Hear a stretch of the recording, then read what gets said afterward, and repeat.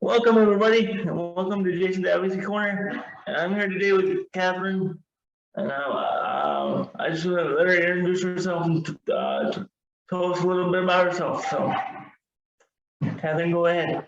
All right. Hi, everyone. My name is Katherine McLaughlin, and I have been a sexuality educator and trainer for close to 30 years. And my specialty is teaching people with intellectual and developmental disabilities about sexuality and healthy relationships. I have a small business called Advocacy Training, and our mission is to help people with disabilities and parents and staff, professionals, to address sexuality so that people can be sexually healthy individuals. Sounds pretty good to me. All right. Well, I guess the reason I had you on today was just to discuss the overturning of Roe V. Wade and the Dobbs-Jackson case. They did that, and your feelings about how that affects people with disabilities, and down the line, and even now. So we can just see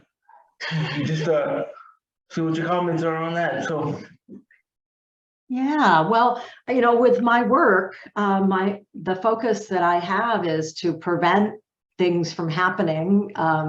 And so I'm really focused on giving people the tools and skills so they can be sexually healthy.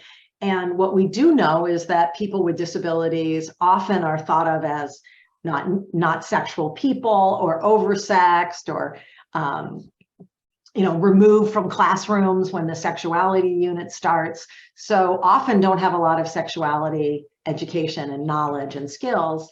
And so when we take away something like Roe v. Wade, the right to decide whether to continue a pregnancy or not and to terminate a pregnancy, we are taking away some tools for people to take care of themselves, decide whether they want to have a child or not, those kinds of things. So I think the lack of sexuality education takes away tools. And then we also see that, people with intellectual developmental disabilities, there's a higher rate of sexual abuse due to the fact that they may not have education around protecting themselves, but also because people see them as someone that's an easy prey or the perfect victim, because many times people with disabilities are taught to be compliant or pleasing. And so they're thought of as, someone that you could take advantage of.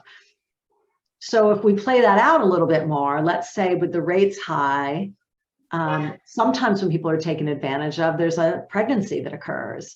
And so that leaves the person without that ability to end that pregnancy due to being abused. And so I think between not having education, the high rates of abuse, it really leaves people with disabilities without those tools to have bodily autonomy and ownership and decide what's right for them.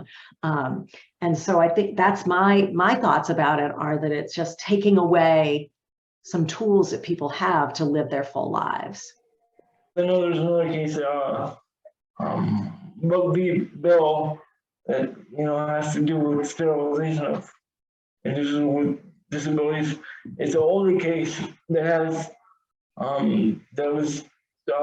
it's been overturned a couple of, I don't know, not fully overturned, but somewhat overturned. But it is a conversation among people about forced sterilization, and people, especially among the IDD community, because we don't want to, we want to have control of our own bodies.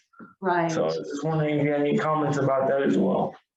Yeah, well, I think, there's such a history of the forced sterilization of people with disabilities. And I think that many self-advocates feel a lot of pain when they think about the fact that many people were forced to be sterilized. And I don't know what's currently happening as far as that goes. I would hope that there's no forced sterilization anywhere in the US.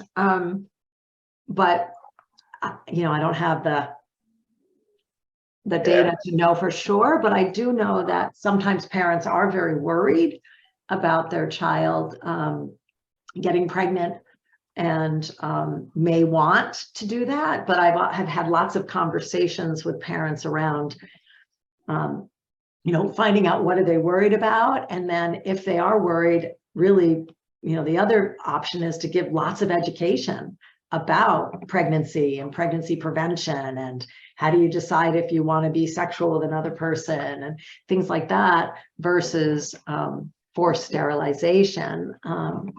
But you know, if their child was interested in that and wanted to be sterilized, not forced, but you know, wanted to choose that, like you said, have control of your own body, then that's an option for people too. So I guess what are some of the things that you think that we need to do to improve, I guess to move the movement of, you know, kind of sexual education and healthy relationships forward in, you know, in the disability community so that we can educate people about what we, you know, what we're capable of and stuff like that. Right. Well, I think, you know, I think part of it is getting rid of the myths, dispelling myths about people with disabilities that, you know, everyone is a sexual person, and that doesn't mean you're having sex. It means that you have a sexuality. And that's true for people with disabilities as well. And I think the other piece is making sure that, you know, we get rid of this idea that people with disabilities are children when they are adults, you know, and treating them like children. When we treat them like children, then we take away a lot of their adult rights, you know, like sterilizing or something like that. So we have to see people with disabilities as sexual, as human, and as adults that should be able to have control over their own lives and their own bodies. All right, well, thank you for joining me today, and thanks for, and maybe we'll have you back some other time. That sounds awesome. Good to see you again. Good to see you.